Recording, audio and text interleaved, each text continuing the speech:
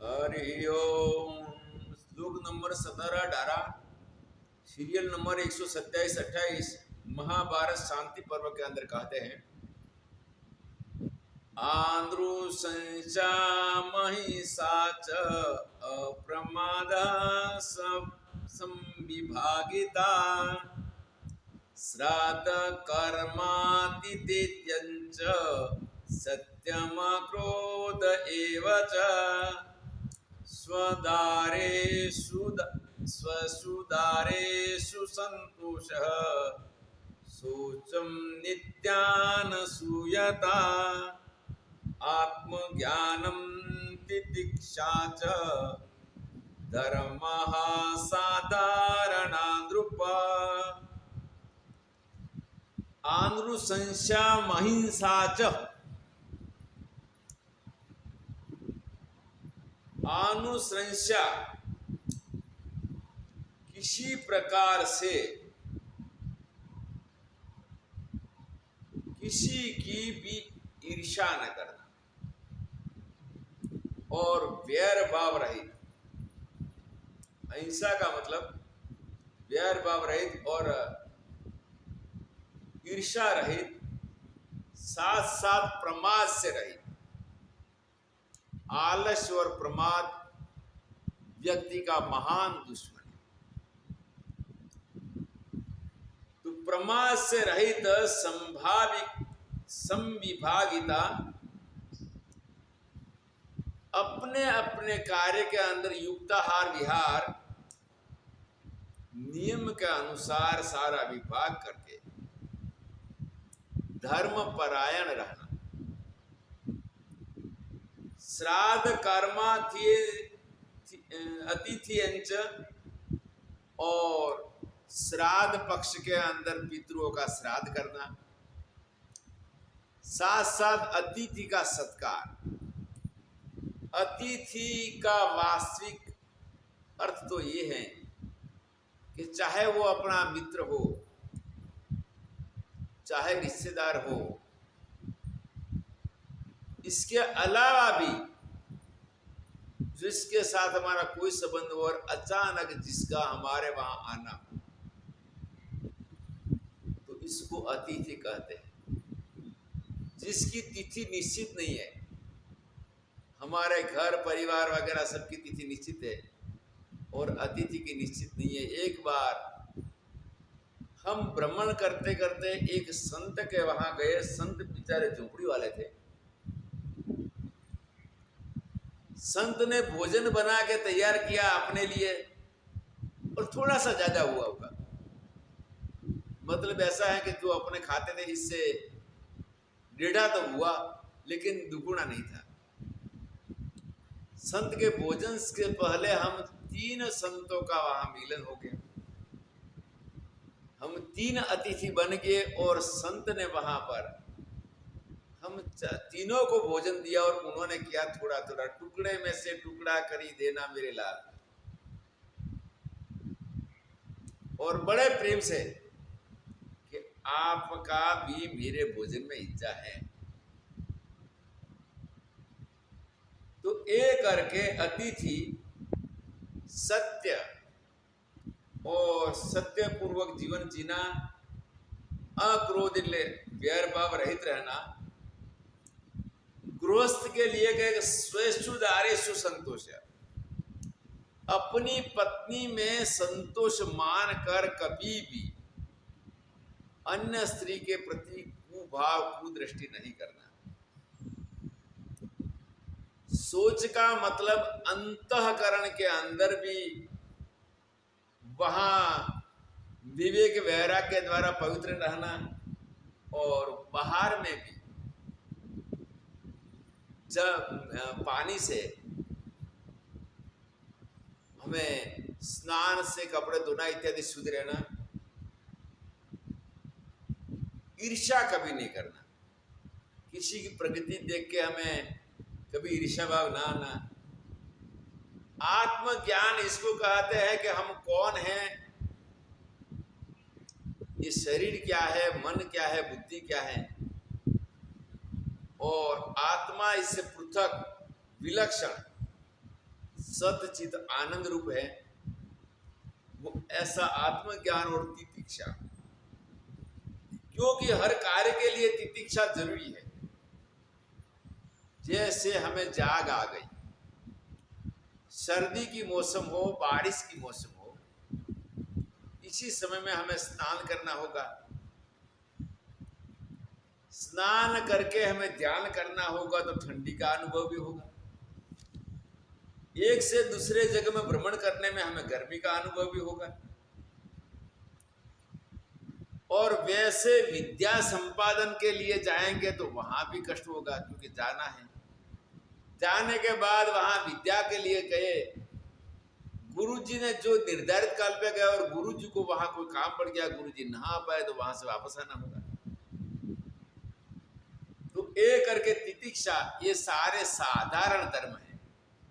ये हमारे साधारण धर्म, मतलब सभी को ये धर्म करना और आचरणा के लिए योग्य है। साधारण धर्म का मतलब हर मानव मात्र के लिए। सीरियल नंबर 129 और श्लोक नंबर 19 श्रीमद् भगवद गीता के अंदर भगवान श्री कृष्ण 12वां अध्याय में कहते हैं, यज्ञ दान तपः कर्म न त्याज्यम कार्यमेव तत्, यज्ञो दानं तपश्चैव पावनानि मनीषिणाम्। यज्ञ दान तपः कर्म, यज्ञ जितने भी सत्कर्म हैं जो हम हवन करते हैं, ये भी यज्ञ है। और गौणी वृत्ति लक्षणा से जितने अन्य भी सत्य कार्य हैं वो सारे यज्ञ रूप ही है। द्रव्य यज्ञ, तपो यज्ञ, योग यज्ञ तथा परे, गीता का 4था अध्याय में जितने सत्कर्म हैं उनको यज्ञ रूप माना है। वैसे यज्ञ और दान, दान पात्रता का विचार करके करना जरूरी है। जैसे कन्यादान वर को दिया जाता है। वर मतलब कन्या से गुणों में श्रेष्ठ या गुणों से समान, और गुणों से श्रेष्ठ न हो, गुणों से समान न हो, तो अब एक कन्या का अधिकार है कि बेटा अब हम तेरे लिए योग्य अधिक जो गुणों में हैं, ऐसा वर को हम प्राप्त करने में अशक्त हैं, कमजोर हैं। तो अब तेरी पसंदगी के अनुसार कैसा वर के साथ शादी करना, ये तेरे ऊपर आधारित है।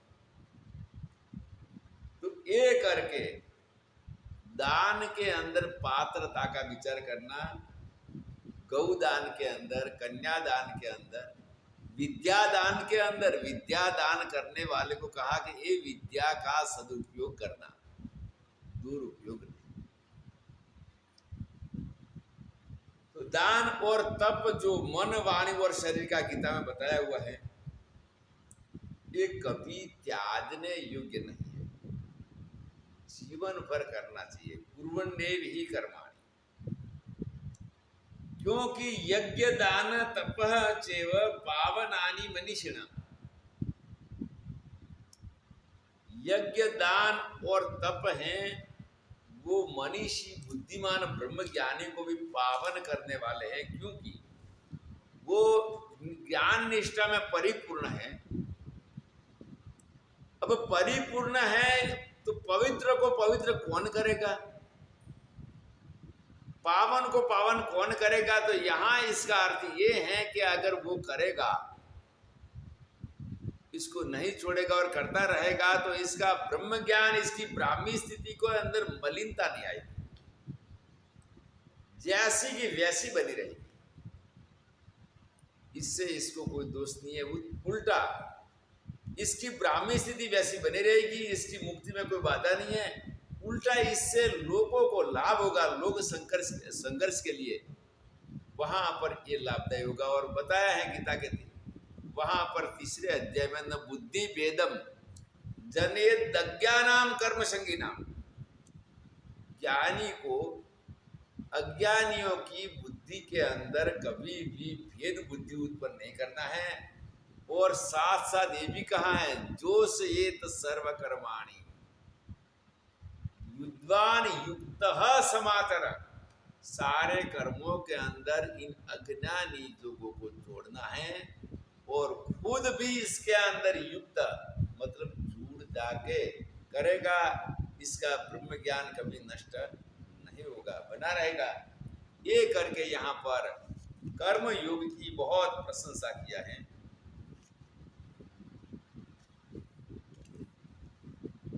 सीरियल नंबर 130 श्लोक नंबर 20 मनु स्मृति के अंदर कहते हैं, धृति क्षमा दमोस्तेयं शोचमिंद्रिय निग्रह निर्विद्या सत्यम क्रोधो दशकम धर्म लक्षणम। धर्म के 10 लक्षण बताए। धृति मतलब धैर्य, एकदम छटपटाते नहीं है, धीरज रखते हैं। क्षमा बैर भाव रहित, अगर किसी थोड़ा हमारे साथ कठोर बोल दिया, थोड़ी से हमारे प्रति इससे कोई गलती कर दिया तो हमें क्षमा करना, बैर भाव नहीं रखना। दम का मतलब इंद्रियों का दमन करना, इंद्रियों को इसके विषय में जाते रोकना, प्राण प्रश्न रूप ही विषय का सेवन करना। जैसे पानी प्यास लगने पर पीना पड़ेगा, भोजन भी हमें 24 घंटे में एक बार तो करना ही पड़ेगा, शरीर का धर्म, शरीर को रखने के लिए। तो ये करके इंद्रियों का दमन करना। स्तेयम, कभी कोई चीज को चुराने की कोशिश न करें। अस्तेय मतलब चोरी, अस्तेय मतलब चोरी न करना। सोच का अर्थ है अंदर और बाह्य, और इंद्रियों का दमन करना, इंद्रियों का निग्रह करना। धीर विद्या, धैर्य पूर्वक बुद्धि के अंदर ब्रह्म विद्या को धारण करना। सत्य का मतलब सत्य जीवन जीना, और क्रोध रहित शांत भाव से रहना। ये 10 धर्म के लक्षण हैं, 10 कम धर्म लक्षण। सीरियल नंबर 21 और सीरियल नंबर 133 श्लोक नंबर 21। धैर्येण युक्तं सततं शरीरं न विशीर्यते, विशोकता सुखं दत्ते दत्ते चारोग्यमुत्तमं, चारोग्या शरीरस्य स पुनर्विन्दते श्रियम्।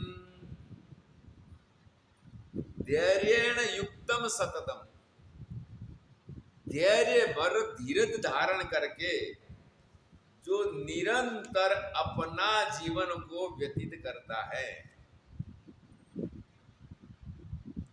धैर्य मतलब बुद्धि में धैर्य और पुरुषार्थवादी है, जो निरंतर अपना पुरुषार्थ में लगा रहता है। इसका शरीर कभी नष्ट नहीं होता। विशोकता सुखम दत्ते दत्ते च आरोग्यमुत्तमम्, और विशोकता का मतलब जो शोक रहित आनंद में रहता है। चिंता करने वाला का आरोग्य बिगड़ता है, और चिंता न करने वाला का आरोग्य अच्छा रहता है। तो वहां चिंता रहित जीवन जी के वो अच्छा आरोग्य को प्राप्त कर सकता है। साथ साथ आरोग्य निरोगी रहकर वहां पुरुष अच्छी संपत्ति प्राप्त कर सकता है, और ज्ञान ध्यान का भी अच्छा सुख प्राप्त कर सकता है। अब निरोगी रहने के लिए मैंने भी अपना अनुभव के अंदर उपवास से आरोग्य की ओर एक पुस्तिका लिखा है, जिसका हम व्याख्यान माला के बाद में व्याख्यान करेंगे। और ऐसा करने वाला व्यक्ति आरोग्य शरीरस्य च पुनर्विंदते श्रियम, वो बहुत अच्छी संपत्ति प्राप्त कर सकता है। प्राप्त करके वो सुखी, ये लोग परलोक दोनों में सुखी हो सकता है। श्लोक नंबर 22 और सीरियल नंबर 135। संक्षेपात् कथ्यते धर्मो जनः किं विस्तरेण वः, परोपकारः पुण्याय पापाय परपिंडनम। हम संक्षिप्त के अंदर धर्म की व्याख्या करते हैं कि विस्तार में जाने की अपेक्षा मूल सूत्र धर्म का है कि परोपकार पुण्य है और दूसरे को पीड़ा देना पाप है। और व्याकरणकार महर्षि पाणिनि कहते हैं कि स्वतंत्र कर्ता जैसा ठीक लगे वैसे करे। तो धर्म की व्याख्या के अंदर परोपकार को बहुत महत्ता दिया है और परोपकार ही पुण्य है और दूसरे को त्रास देना पाप है। हरि ओम तत्सत।